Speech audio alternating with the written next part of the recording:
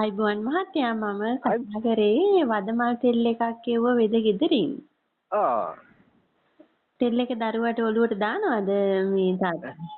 දානවා. දැන් කොහොමද දරුවට සුවයක්? දැන් මම පාවිච්චි කරලා මට මම තමයි ගොඩක් පාවිච්චි කරන්නේ.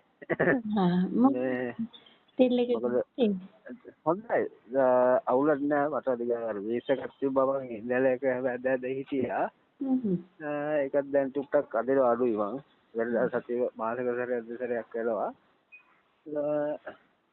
තෙල් එක හොඳයි ඒකයි මම දෙවෙනි පාරක් කියන්න ගත්තේ. චෝටි බබා ඉන්නවා බබාටත් දානවා. හොඳයි. මේ විස්තර පත්‍රිකාවක් එව්වා ඒක හම්බුණාද තාත්තට? මම දෙවෙනියට ගෙනාව බොටල් එක තාම ගැලෙන්නේ නැහැ. ඒ ගෙදර තිබ්බා තාරගේ තව ටිකක් තෙල් තියෙනවා. ඒක පාවිච්චි කරලා.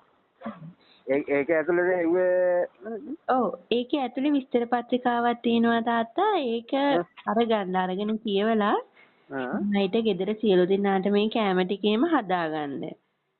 මේ ප්‍රතිශක්තියට ඔය ලෙඩ රෝග වලට සුදුසු ආහාර නුසුදුසු ආහාර කියලා එකේ වෙන් කරලා තියෙනවා. ඒ ටිකත් කරගත්තාම සම්පූර්ණයෙන්ම ඔය ලෙඩ රෝග තත්ත්ව හොඳ වෙලා යයි.